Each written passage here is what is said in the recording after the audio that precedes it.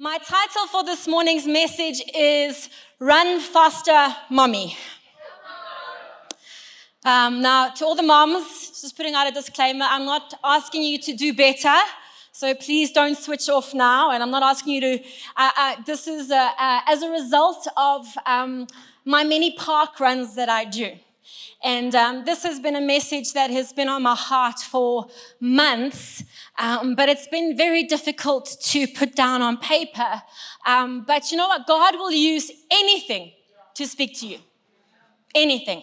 When there's that one-liner that says everything is spiritual, God will use anything.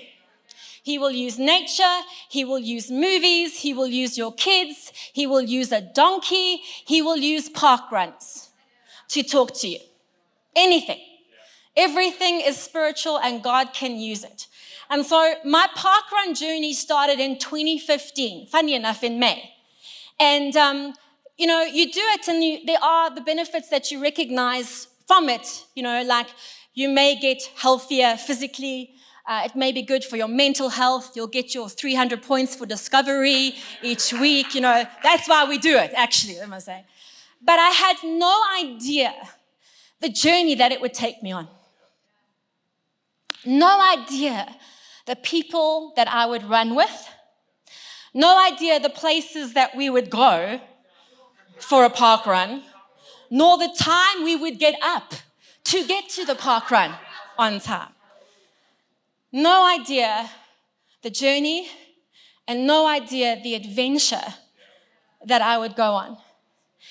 And God, I just felt deposited in my heart, well, you know what? It's the same with your Jesus journey. And I shocked myself last night when I tried to figure out when was it that I got saved. And I don't know, the older generation, when you have to, fill in those online forms and then you got to scroll till you get to your year of birth, like past the 2000s, past the 90s, still going in the 80s. I stopped there. But my Jesus journey started in 1989. And I had no idea the people that I would meet, the places that I would go. No idea what adventure it would be.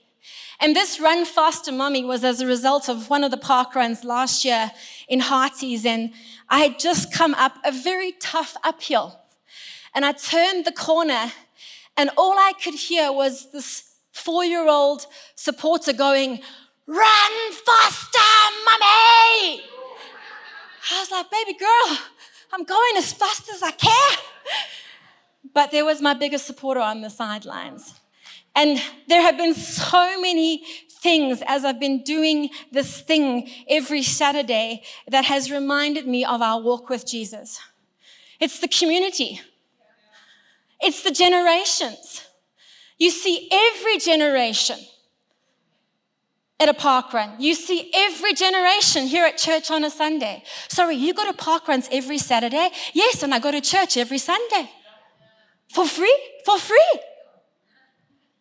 And you volunteer. Volunteer.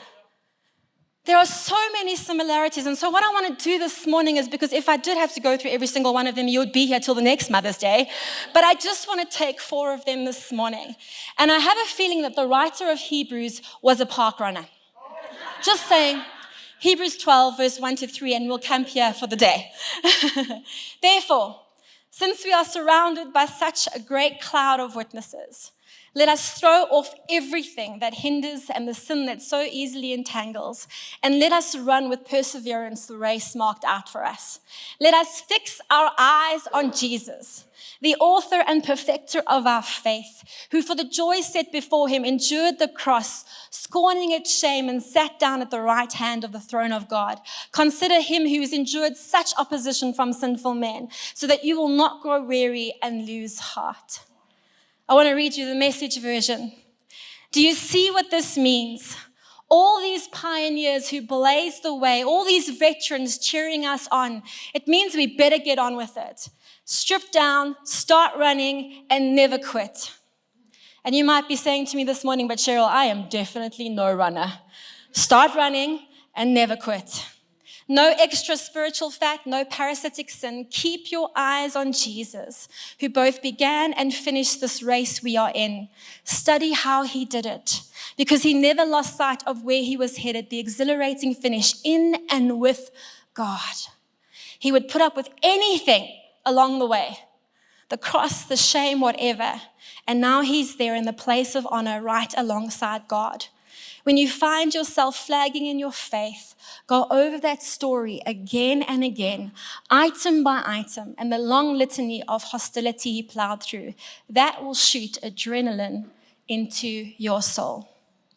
First thing is that, you know what? Let's run with perseverance the race marked out for us. The message says, start running and never quit. There is a race, and I know a lot of you would have heard what I'm saying this morning before, but I feel like it's just a gentle reminder to you today that every single one of us has a race and a journey that is marked out specifically for you. There's no one else that can run your race. Only you can run it. Eugene Peterson says that we're all running through a race and we all run through things. But the difference between Christians is that we are running through things to someone. Our focus and our destination is always Jesus. And so that's why I'll get through what I'm going through, because my focus and my destination is Jesus. And so whatever we are running to him. Now, there are a lot of things that we can choose to run to. We can choose to run to popularity. We can choose to run to wealth. We can even choose to run against each other. And let that be the focus, but it's not.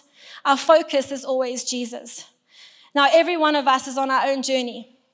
Now, there are some park run days when I get up and I'm like, I am going to smash it today. The weather is good. I've had a good night's sleep. I've got my fancy running shoes on. I've had a good cup of coffee. It's going down. And I do. I smash it. And there are days in our Jesus journey where we smash it. We're like, that was a great quiet time. I heard Jesus so clearly. Like that worship set, oh my goodness, I felt the Holy Spirit. And I'm just feeling so highly favored today. And then there are other days where the park run shows you flames. And you're like, what just happened? I don't know what's going on.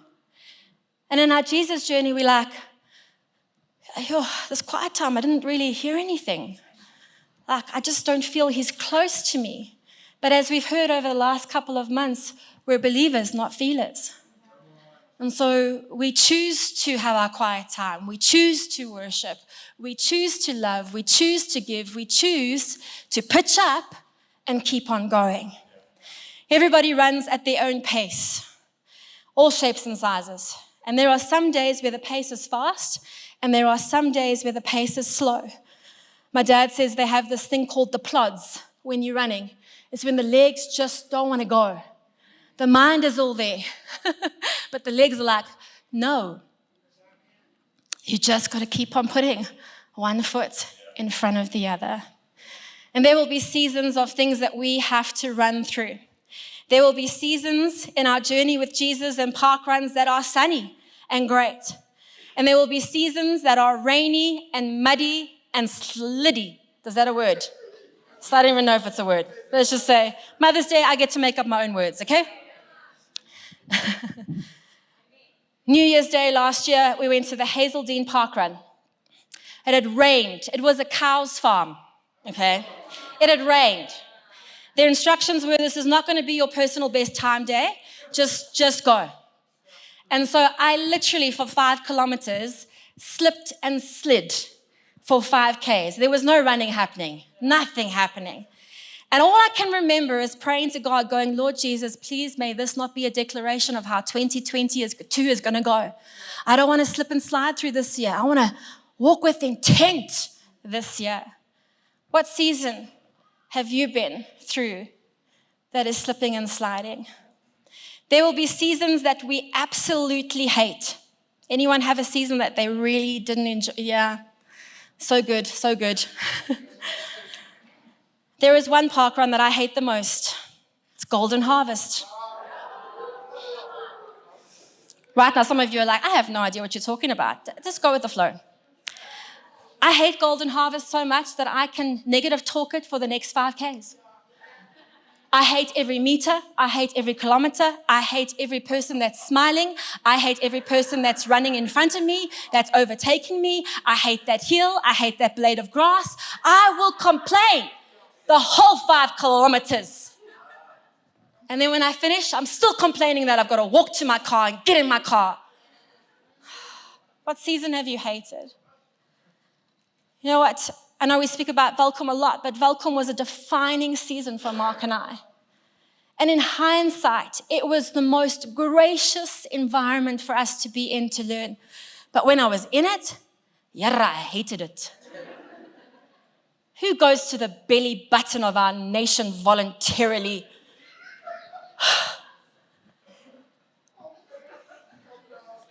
Who goes there? There'll be seasons where we get lost. Summerfield's park run in Mpumalanga, Mark and I pitch up. There are 5 runners. Let me rephrase that. There were 3 runners and 2 walkers. And the instructions are turn left at the lychee tree, turn right at the macadamia tree. Who knows what a lychee tree looks like?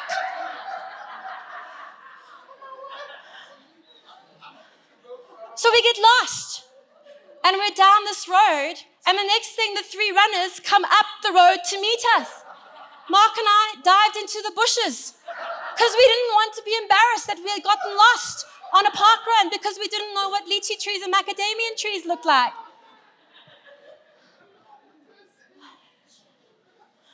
Where have you got lost in your journey? Maybe you've lost focus. Maybe you've been focusing on the small things instead of the big things. Maybe you've been focusing so much on your circumstance that all you need is somebody to come and lift your head up and keep your focus on Him. He's the focus. He's where we're going. One of my best pieces of marriage advice ever was when you're in a fight, ask yourself, is this going to matter in 10 years' time? Is the fact that Mark leaves every single cupboard in the kitchen open really worth fighting about? And you know what? It's not.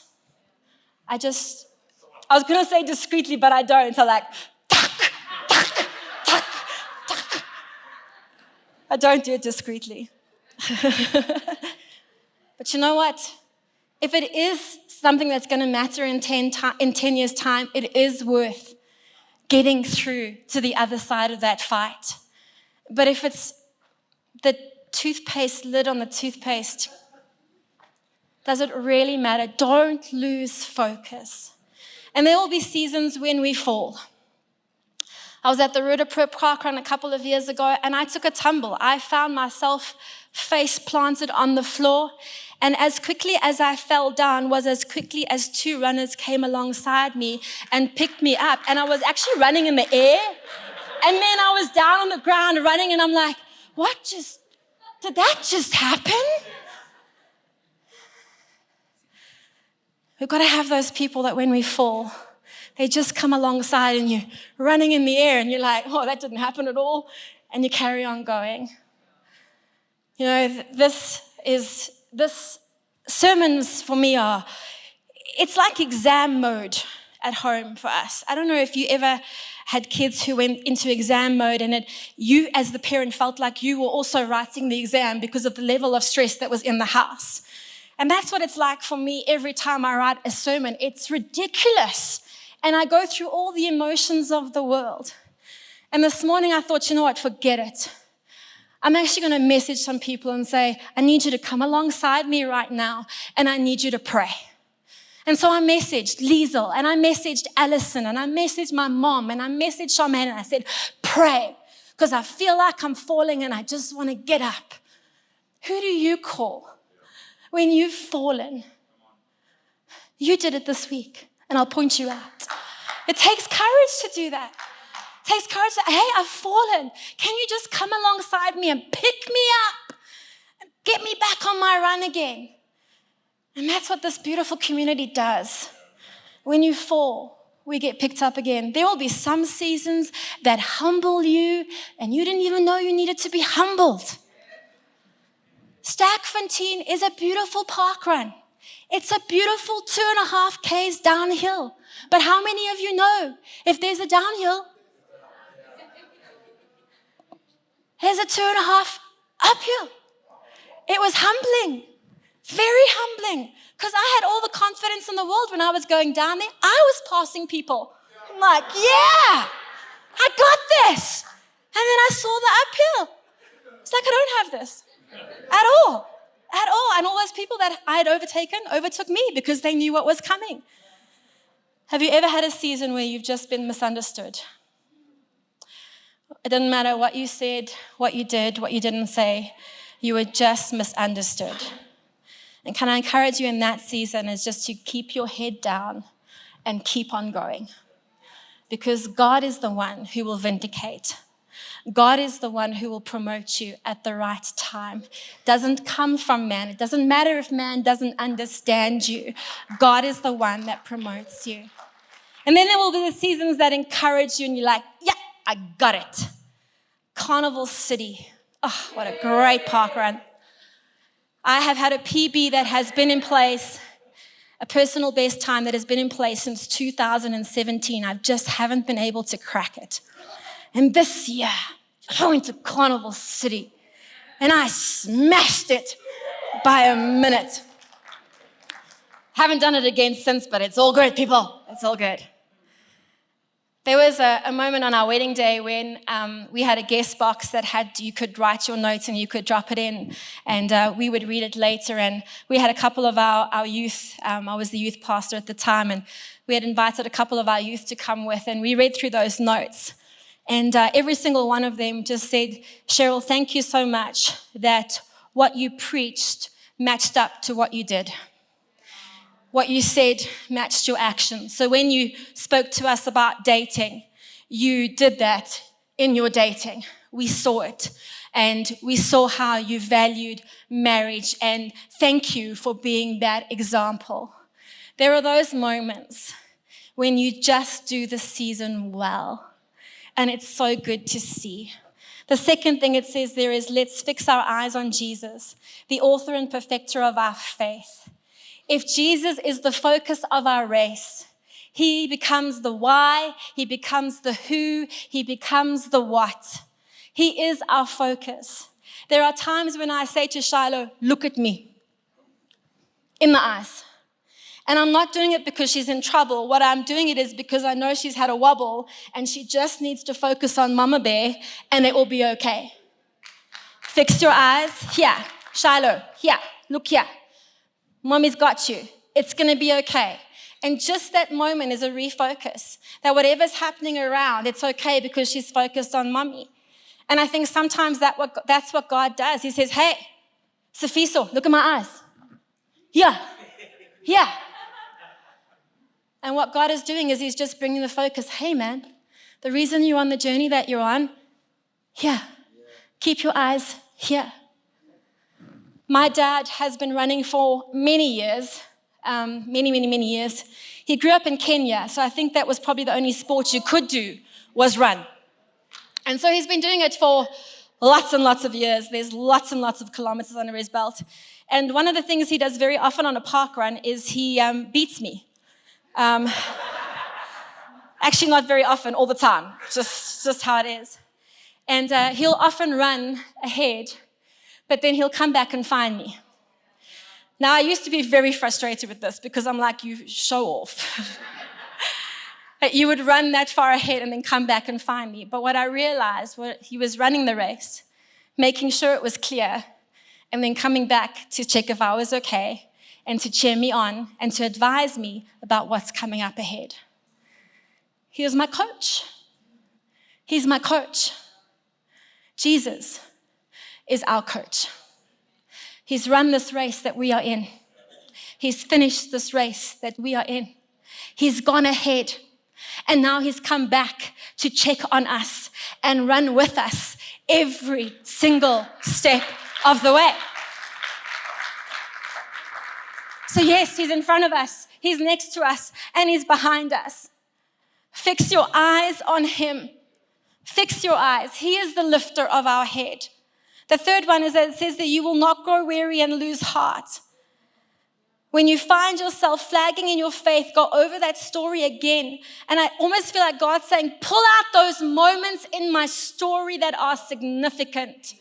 Pour out those moments in your journey that are significant. Pour out those moments that the Lord has brought us thus far. In parkrun, you can literally celebrate everything. You can celebrate doing your first parkrun, your last parkrun, your 10th parkrun, your 50th parkrun. You can celebrate doing a parkrun that starts with every letter of the alphabet. Some of you didn't know that. You can celebrate everything. And it is exactly the same with our journey with Jesus. There are so many moments that are significant in my journey that as I've gotten older, I've taken note of them and I've written them down. Because when you look back, you go, how faithful has God been to bring us this far? The day I got saved, the day I got water baptized, I remember my kid's pastor. I remember his name and I remember the impact he had on my life and I remember him being the one that baptized me. I remember being on a youth camp in Golden Gate and speaking in tongues for the first time. I remember when God was faithful enough to bring the man that I was going to marry into the church because he knew I wasn't going to go anywhere else. And I'm like, Lord, you better bring him into this church. And he did. I remember when he sent us to Welkom. I remember when he brought us back. Thank you, Jesus. I remember when he gave us kids. I remember all the lessons that I've taught, and I've written them down because when I want to look back, I want to remember that the Lord has brought us thus far. Have you written down your moments and your journey? Because I promise you, it's easy to forget. Do you remember the day you got saved? Do you remember the day that you put up your hand? Do you remember the day you got water baptized? Do you remember the day you felt the Holy Spirit come upon you? Do you remember that word that was given to you? Do you remember when, no matter the amount of fear, you stepped into that life group and into that community anyway? Remember the moments and write them down. I want to speak to you for a moment if you have had an injury and you have found yourself that you've stopped the journey. You've stopped doing the park run. You've stopped doing the church thing. You know what? We have a choice. It's so easy that when you miss one park run, you end up missing 4 park runs and the whole month has gone by. We do the same with church. We miss one church and the next thing we've missed a whole month of church. And it's easy for us to lose that muscle.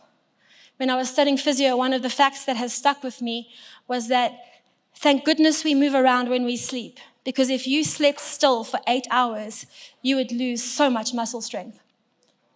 It would almost be like you have to build that muscle all over again the next day. And so the reason we move around when we sleep is so that we don't lose the muscle strength. It's the same as when we don't come to church for 1 week or 2 weeks, we lose that muscle and it gets difficult. But very often what I see at a park run is I see somebody who's got an injury, but they still choose to position themselves. They may not be able to run, but they can support and they can cheer. They may not be able to run, but they can volunteer and encourage. May I encourage any of you who are feeling injured, don't stay away. Keep on positioning yourself in the presence of God. Our last one is that we are surrounded by such a great cloud of witnesses.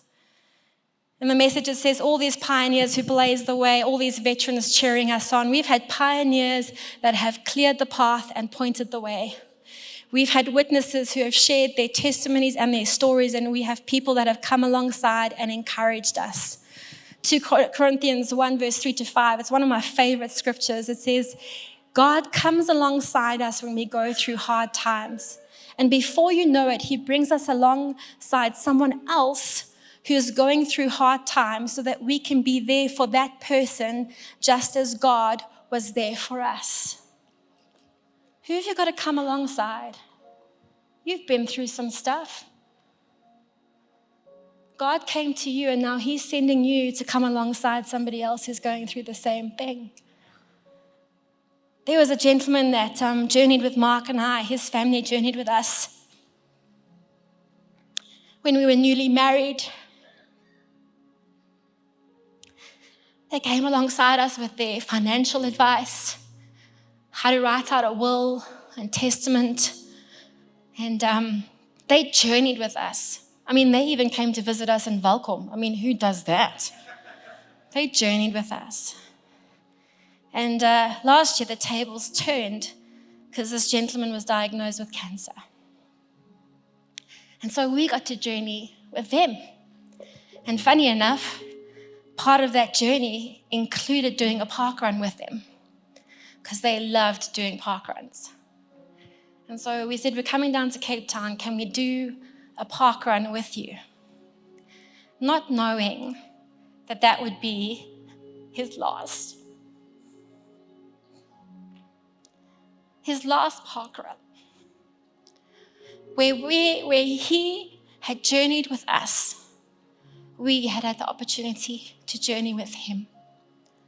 God has placed us in a community where we can journey with each other through the tough times, through the happy times, through every single thing that you and I go through. There is someone here who can journey with you, who will know your name and know your story. Park Run is filled with stories. I see them every week. Saturday, I took Shiloh with, I know, dumb move. She was slow. And I'm walking with her and I'm encouraging her. And these two ladies saw the back of my shirt that said Liberty Conference. And we're like, oh, Liberty. And I'm like, oh no, I don't know who you are. And she said, just so you know, I like your husband and your preaching. Carry on. I was like, okay, carry on. Never know who you're going to bump into. Never know who's watching. Never know who you can encourage along the way. I ran next to an 82-year-old man one day who had just started Park Run in his 82nd year because a friend had invited him to join. The power of an invitation. Ran next to a gentleman who was blind, who loved running, and so his dad would bring him to every park run so that he could run. The commitment of the dad to run alongside. It's the grannies at Quinella who pitch up in their dressing gowns and their slippers and do the park run because they've brought all the community kids with them. And they don't want them to get up to trouble, so they're going to come and do a park run together. It's the stories. It's the stories. And you know what? As a church, we have over 2,000 years of stories. We have the Bible. We have the story of Paul. We have the story of Esther. We have the story of Stephen. And not even the Bible. We have the story of Mother Teresa. We have the story of David Livingstone. We have the story of Corrie ten Boom. Closer to home, we have the story here of Martin and Dawn Giddies who partnered and joined churches with Pastor DJ and Pastor Karen. We have the stories of Sam and Louise Innes who planted the Discovery Campus. We are rich with stories. Stories that can inspire, that can build our faith, and that can encourage us. And so my question to you today is not what is your story, but my question is to you is when are you going to start sharing your story? Don't minimize your story. Don't minimize it. Oh, I've had a normal upbringing. No, God has still been with you every single day of your life. That's not normal. That's amazing. Chatted to Arlene a couple of weeks ago and she said, when she had an accident and a gate fell on her and she broke her leg and everybody in the step-down facility was so surprised that she had so many people come and visit her. And they said, where do all these people come from? They come from church. What? You have friends that come to visit you? Yes, it's my community. Her sharing the story. Her sharing the story. So I really want to encourage you. Let's not complicate it. Let's run the race with perseverance. Let's keep our eyes on Jesus. Don't lose heart. Don't grow weary. And let's witness about it. Can I ask you to stand as we close?